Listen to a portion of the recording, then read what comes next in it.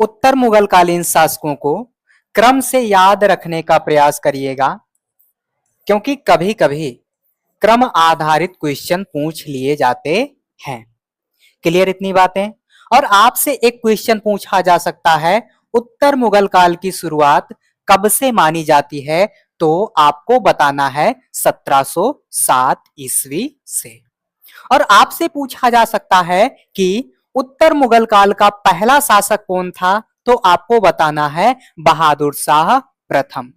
अगर आपसे क्वेश्चन पूछा जाए कि औरंगजेब का उत्तराधिकारी कौन था, तब आपको बताना है बहादुर शाह प्रथम। तो इस तरह से किसी ना किसी रूप में घुमा के क्वेश्चन पूछे जा सकते हैं। और जो हमारे व्हाट्सएप से जुड़े विद्यार्थी हैं, उनको क्वेश्चन दे दिया गया है 80, 81, फिर उसके बाद आपको लिखना है 78, फिर आपको लिखना है 58, फिर आपको लिखना है 16। मैंने कई सारे क्वेश्चनों को छांट कर रख दिया है पहले पेपर से संबंधित।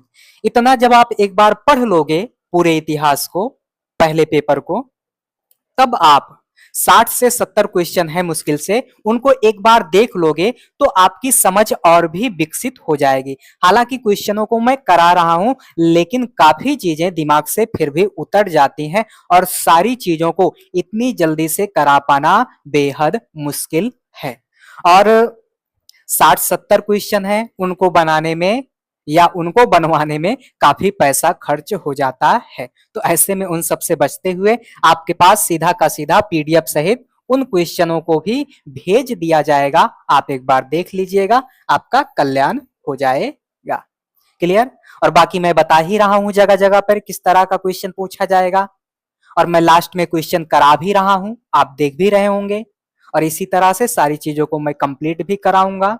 और जो इन पेपरों को अच्छे से कंप्लीट कर लेगा, वहां जितने भी क्वेश्चन पूछे जाएंगे, एक आध क्वेश्चन भले ही इधर उधर हो जाए, बाकी सारे क्वेश्चन इसी में से आएंगे।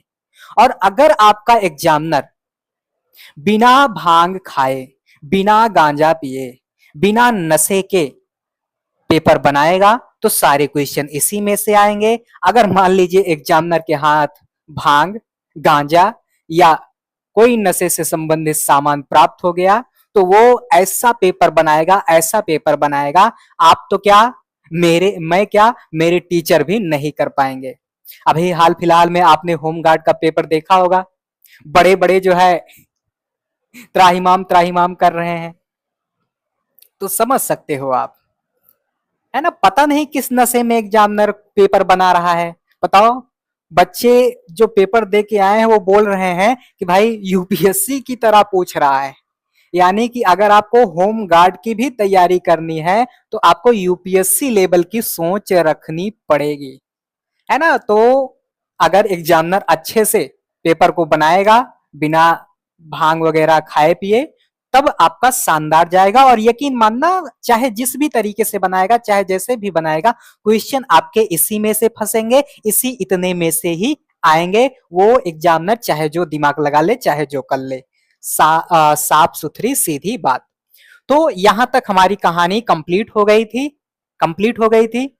उत्तर मुगल काल का जो दूसरा शासक होगा, उसका नाम होगा जहांदार शाह। फिर उसके बाद फर्रुखसिहर, रफी उद्दर जाट।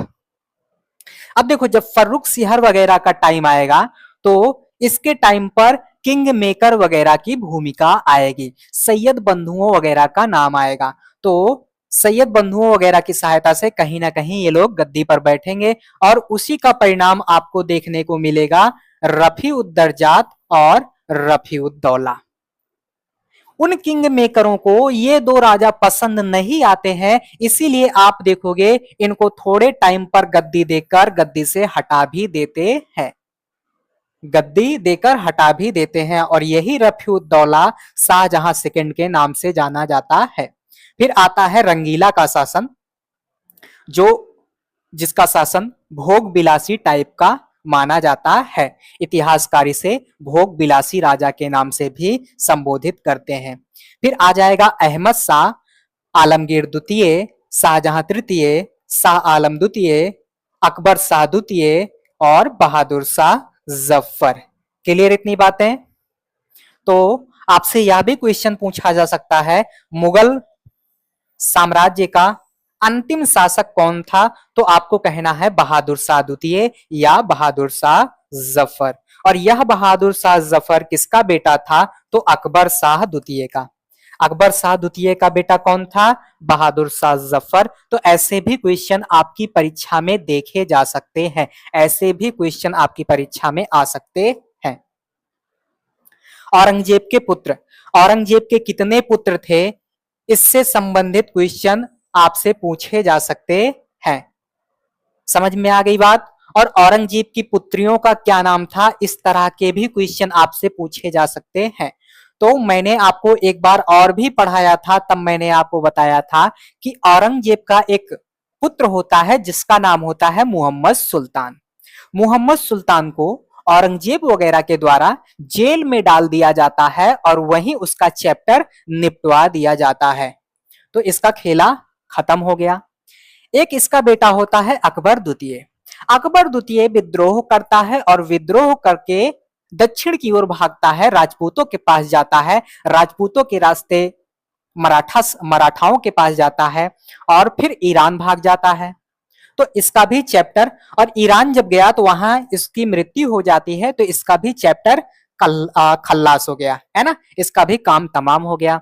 जब औरंगजेब का अंतिम समय आएगा या औरंगजेब मर जाएगा तो उस टाइम पर इसके 3 बच्चे, इसके 3 पुत्र जीवित रहते हैं, जिसमें एक हो जाएगा मुअज्जम, दूसरा आजम और तीसरा हो जाएगा कामबख्श। पीछे मैंने आपको बताया था कि यही वह आजम है जिसने सेकंड ताजमहल यानी कि बीबी के मकबरे को पूर्ण करवाया था। क्लियर? और ये मुअज्जम उत्तराधिकार के युद्ध में आगे बढ़ जाता है, आगे निकल जाता है और यही गद्दी पर बैठता है, और गद्दी पर बैठते ही बहादुर शाह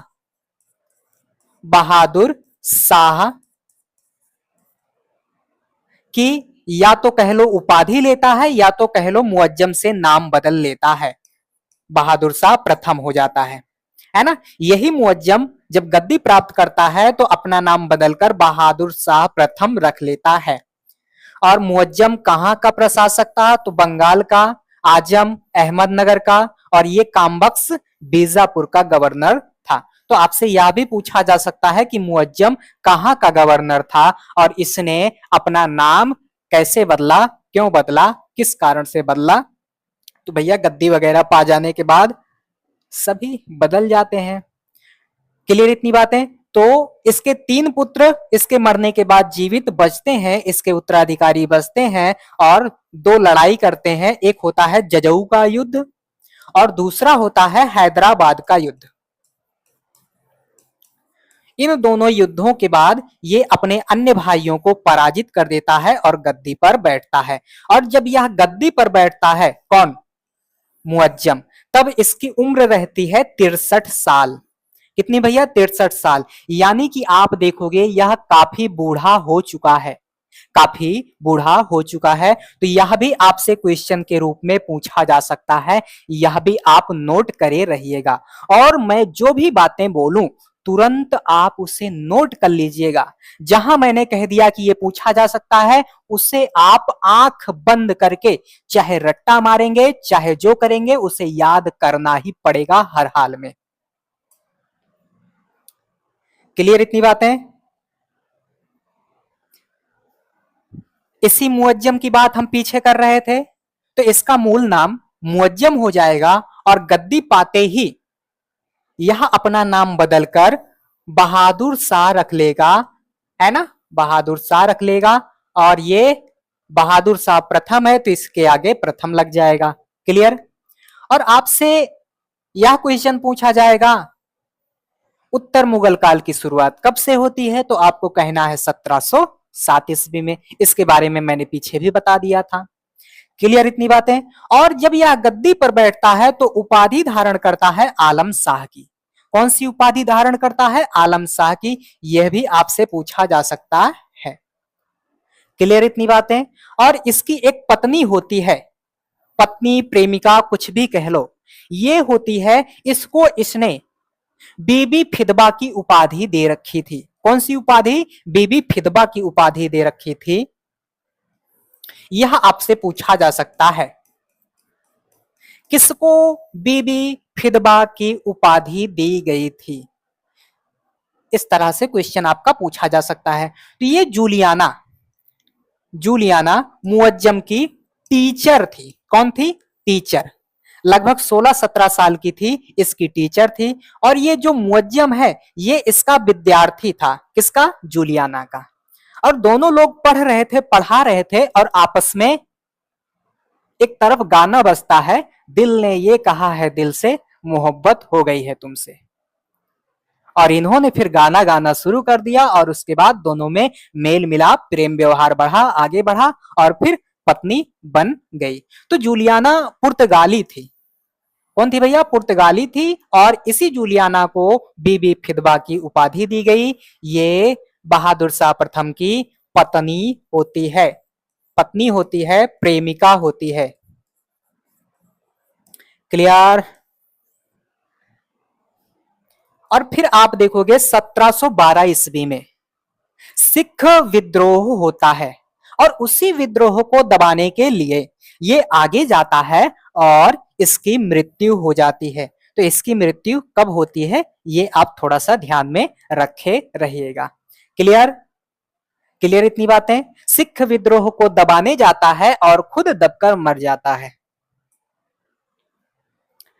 उसने अमीरों के प्रति एक उदार नीति अपनाई। ले भैया, आपसे यह भी पूछा जा सकता है कि बहादुर शाह प्रथम की नीति कैसी थी, तब आपको कहना है उदार नीति।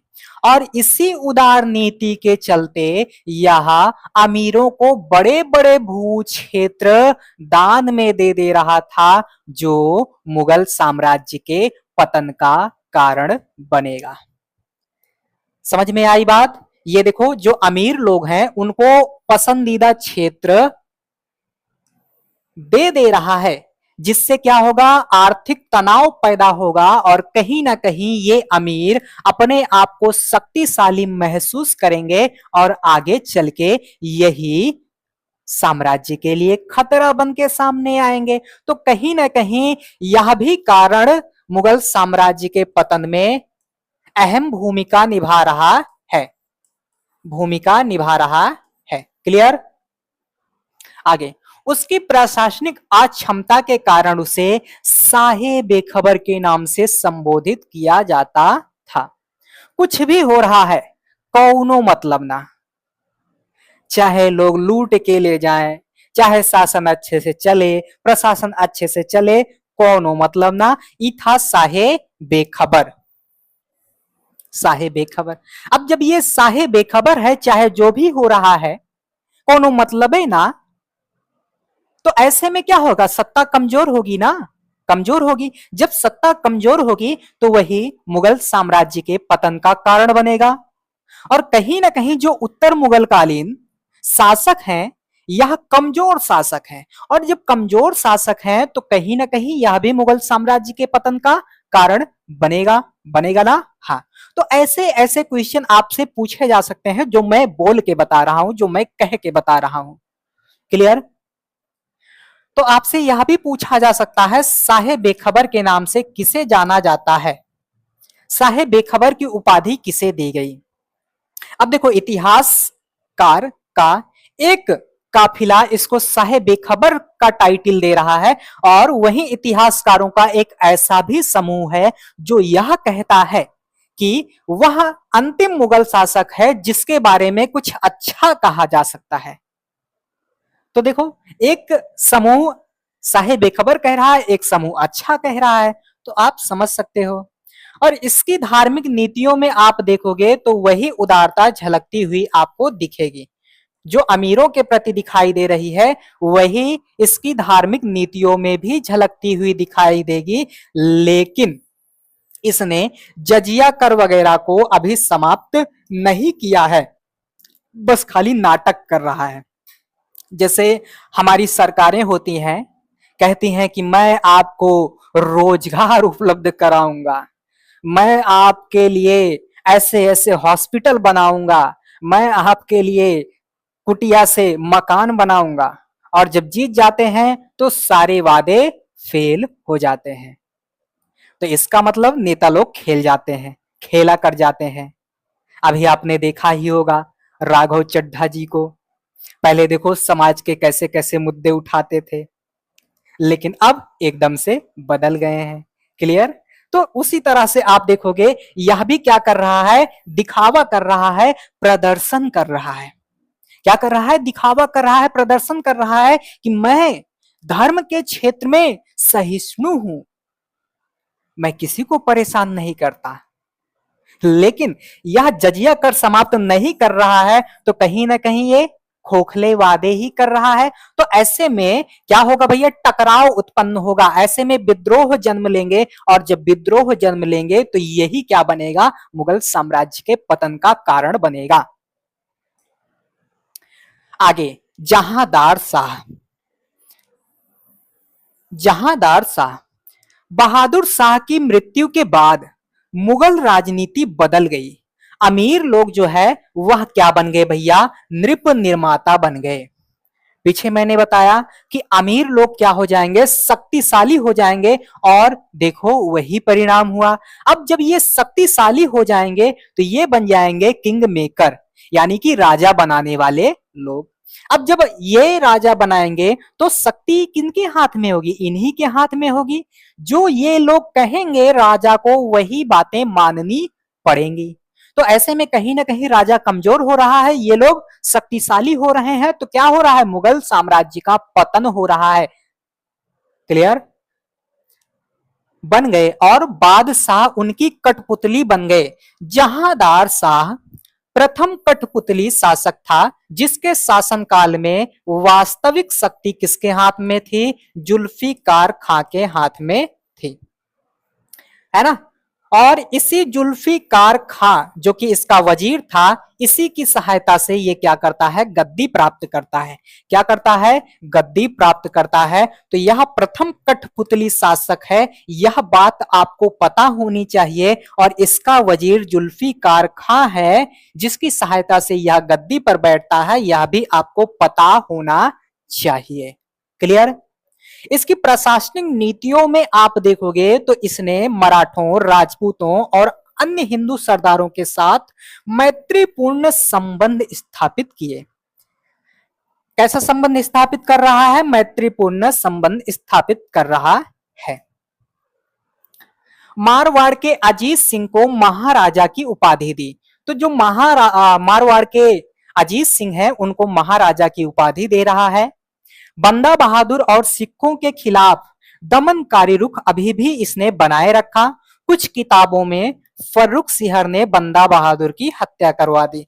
जब मैं पढ़ ही रहा था तो बातें आ गई और कुछ किताबों में ऐसा लिखा हुआ मिल गया कि फर्रुख सिहर ने जो है बंदा बहादुर की हत्या करवा दी थी। तो अभी के लिए आप मान के चलो कि इसने ही हत्या करवाई थी। और दमन जो है ये जारी ही रखता है। भैया जब दमन जारी रख रहा है तो किस तरह से ये मैत्रीपूर्ण संबंध स्थापित कर रहा है? देखो अलग खेला चल रहा है। उसने जजिया कर समाप्त करने का आदेश दिया। इसने कहा कि भाइयों एवं बहनों, मैं जजिया कर को समाप्त कर दूंगा, मुझे वोट दीजिए।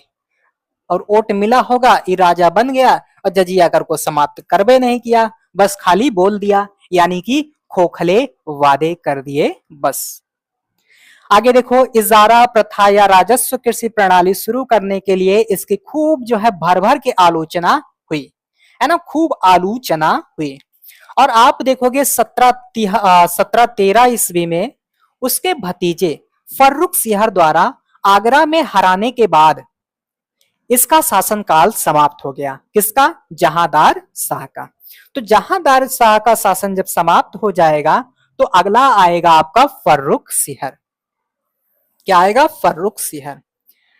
फर्रुख सिहर जो है अक्षमता और अयोग्य सलाहकारों पर निर्भरता के लिए जाना जाता है। यानी कि यहां अक्षम लोग और अयोग्य जो सलाहकार हैं इनकी नीतियों पर चलने वाला व्यक्ति ये था।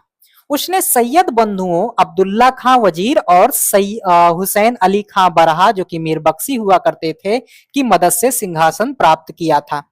और आप अपने सिलेबस में देखोगे तो सैयद बंधुओं का जिक्र किया गया है। सैयद बंधु से क्वेश्चन पूछा जा सकता है, वेरी वेरी इंपॉर्टेंट है। तो भैया यहां से लेकर यहां तक की लाइन को आप नोट कर लीजिए, हाईलाइट कर लीजिए, जो मन वो करिए और रट्टा मार जाइए। न याद होता हो सीधे रट्टा मार जाइए। सैयद बंधुओं में अब्दुल्ला खां दिख जाएंगे जो कि वजीर हुआ करते थे, हुसैन अली खां बरहा जो कि मीर बख्शी हुआ करते थे, और इन्हीं की सहायता पाकर फर्रुख सिहर गद्दी पर बैठता है। यानी कि आपसे यह भी क्वेश्चन पूछा जा सकता है कि यह सैयद बंधु जो थे यह कौन थे, तो आपको कहना है ये लोग थे किंग मेकर। क्या थे भैया? King maker. क्लियर? आपसे इस तरह के क्वेश्चन पूछे जा सकते हैं कि सैयद बंधु लोग कौन थे। अगर नाम दिया है तो नाम बताना है, पद दिया है तो पद बताना है, और अगर ये सब नहीं दिया होगा तो विकल्प में दिया होगा किंग मेकर। तुरंत आपको लगा के चले आना है किंग मेकर। क्या लगा के आओगे? King maker. जजिया कर और तीर्थ यात्रा कर को समाप्त कर दिया। आप कुछ कुछ किताबों में पढ़ोगे तो ऐसा सुनने में आएगा कि जो जहांदार शाह था उसने जजिया कर को समाप्त कर दिया था, लेकिन आपने पीछे फैक्ट को देखा कि उसने केवल आदेश दिया था, जबकि फर्रुख सिहर ने जजिया और तीर्थ यात्रा कर को समाप्त किया था। तो इसे भी आप नोट कर लो, रट्टा मार लो। 1717 ईस्वी में फर्रुख सिहर ने ईस्ट इंडिया कंपनी को महत्वपूर्ण व्यापारिक विशेषाधिकार प्रदान किए और बंगाल के रास्ते होने वाले व्यापार की सीमा शुल्क में छूट दे दिया। यह भी बहुत ही महत्वपूर्ण फैक्ट है, इसे भी आप नोट करे रहिएगा। क्लियर? इसे नोट जरूर करे रहिएगा, यह भी आपसे पूछा जा सकता है। मृत्यु। सैयद बंधुओं को व्यक्तिगत अधिकार सौंपने को तैयार नहीं होने के कारण 1719 ईस्वी में फर्रुख सिहर की हत्या करवा दी जाती है ना। इसने सैयद बंधुओं वगैरह की बात को नहीं माना होगा, ऐसे में सैयद बंधुओं ने इसको निपटवा दिया। और जब सैयद बंधुओं ने इसको निपटवा दिया तो दो शासक और बनाए इन्होंने। दो शासक थोड़े थोड़े टाइम के लिए इन्होंने और बनाए, जिनका नाम था रफीउद्दर्जात और रफीउद्दौला। क्लियर? क्लियर? तो इन्होंने थोड़े थोड़े टाइम के लिए ये दो शासक बनाए। उसके बाद आ जाएगा मोहम्मद शाह रंगीला। जब मोहम्मद शाह रंगीला आएगा तो सबसे पहले किसे निपटाएगा? सैयद बंधुओं को, क्योंकि सैयद बंधु इसके लिए खतरा हो जाएंगे। सैयद बंधु इसके लिए खतरा हो जाएंगे, तो सबसे पहले जब रंगीला आएगा तो क्या करेगा? तब क्या करेगा? इसको खल्लास करेगा। तो सैयद बंधुओं को निपटा दिया, यानी कि निजाम उल मुल्क चिन किलिच खां और मोहम्मद अमीर खां की मदद से यह गद्दी पर बैठता है। और इसका शासन कैसा था भैया? बिलासी।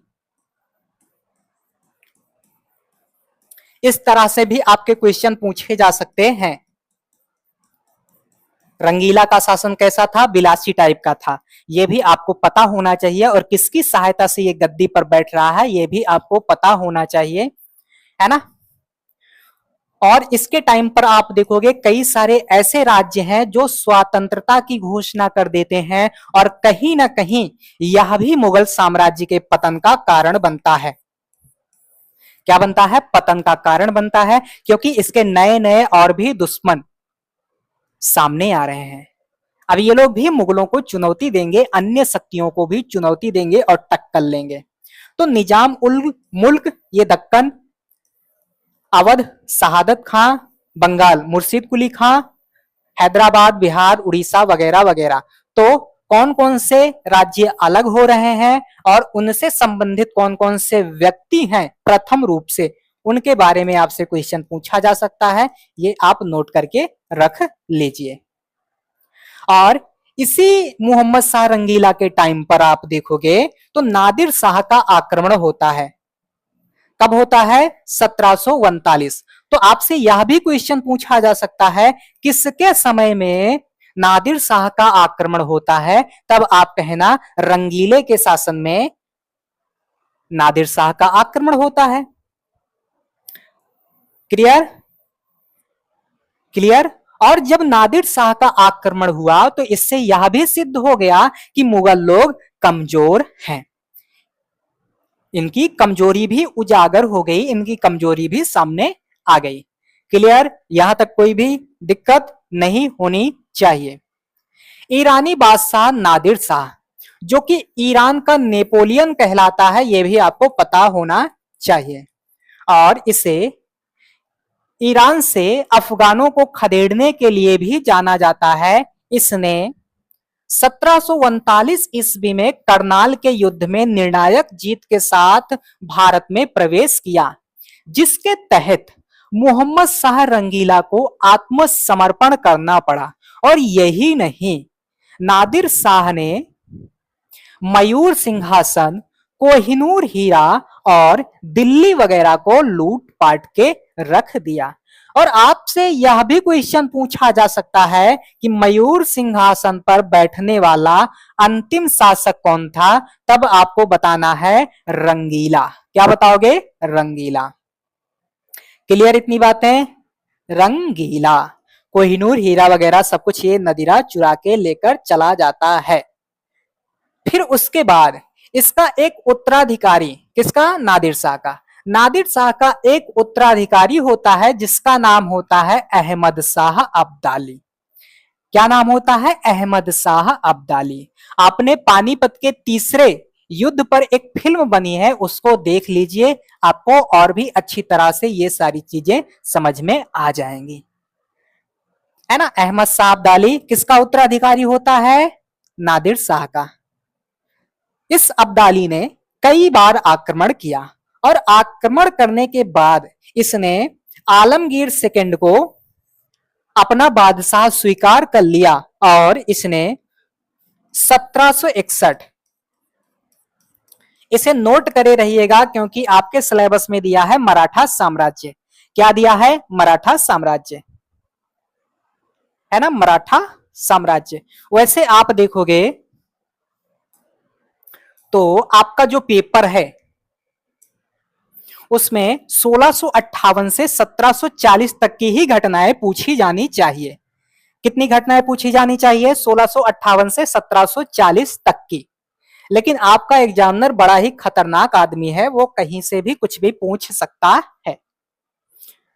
तो पानीपत का तीसरा युद्ध आपको पता होना चाहिए और इस तीसरे युद्ध में अब्दाली ने मराठों को निर्णायक रूप से पराजित कर दिया। तो इसी के रास्ते क्या हो जाएगा? मराठों का पतन सुनिश्चित हो जाएगा।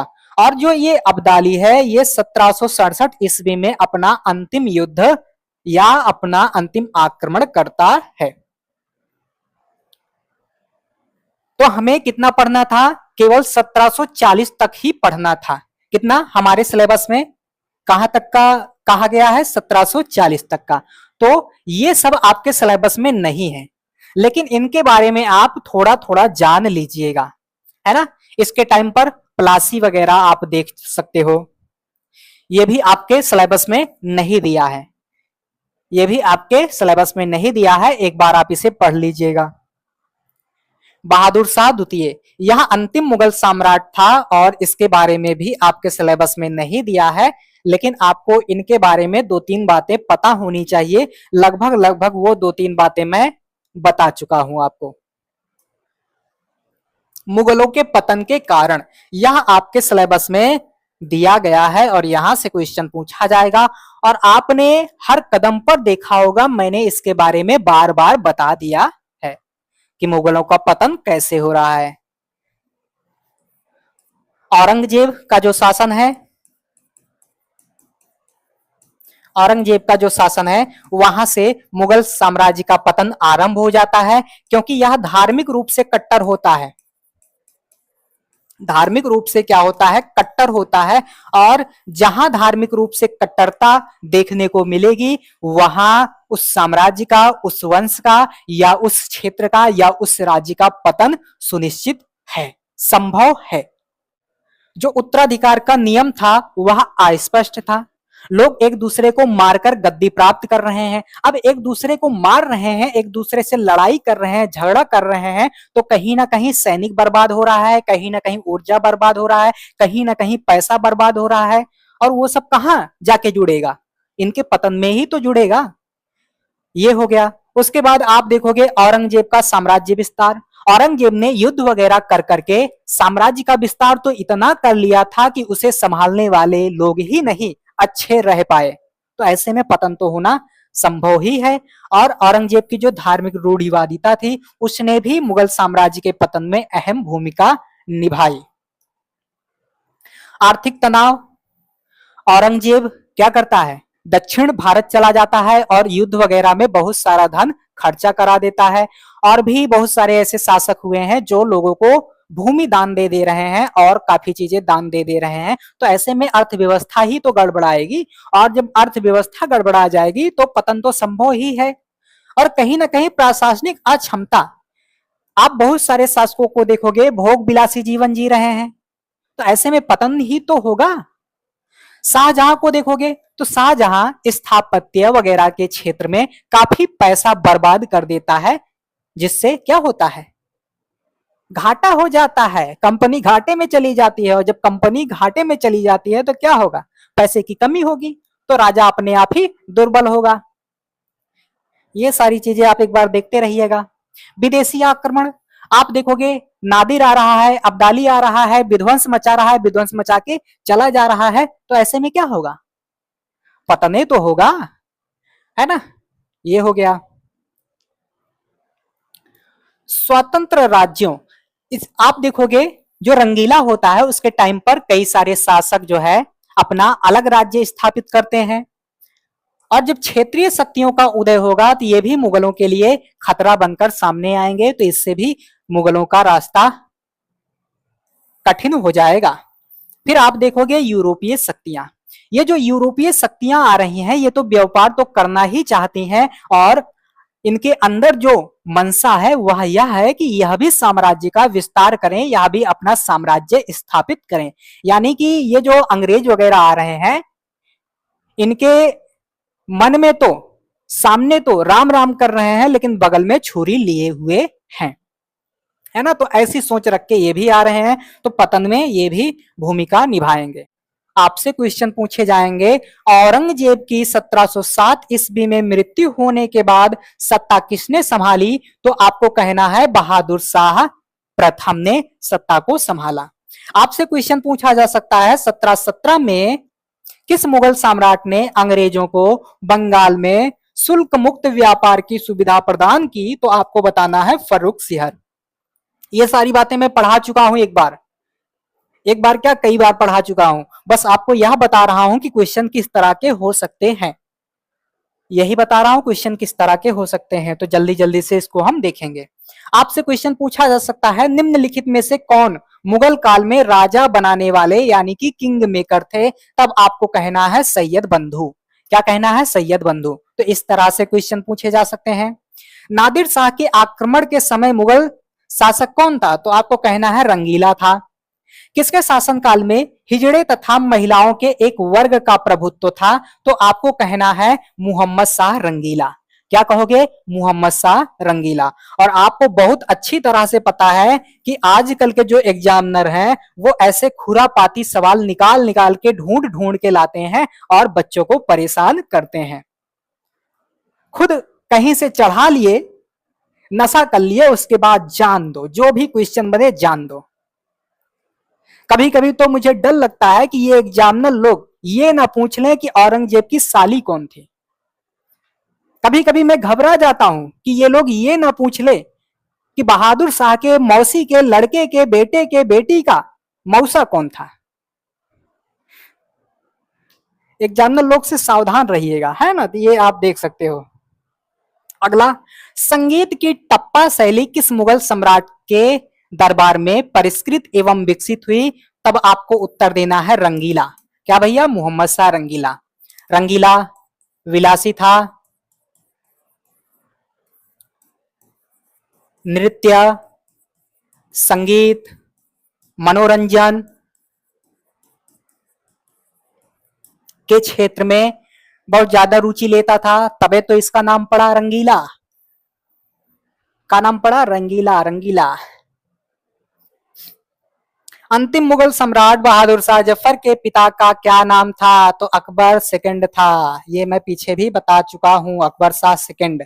शाह जरूर लगा लेना, क्योंकि एक खुरापाती अकबर पिछुओ था, है ना। औरंगजेब का बेटौना। कौन था? औरंगजेब के बेटौना, है ना, तो वो खुरापाती रहा। तो इतनी बातें आप समझ लिए।